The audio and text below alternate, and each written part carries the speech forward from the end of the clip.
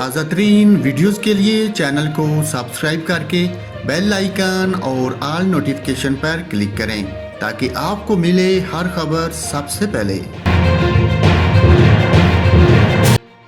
وفاقی دارالحکومت اسلام آباد اور راولپنڈی میں دو خواتین کے ساتھ مبینہ زیادتی کے واقعات پیش آئے۔ اسلام آباد پولیس کے مطابق اسلام آباد میں پیمز اسپتال کی پارکنگ میں لڑکی کے ساتھ مبینہ زیادتی کی گئی۔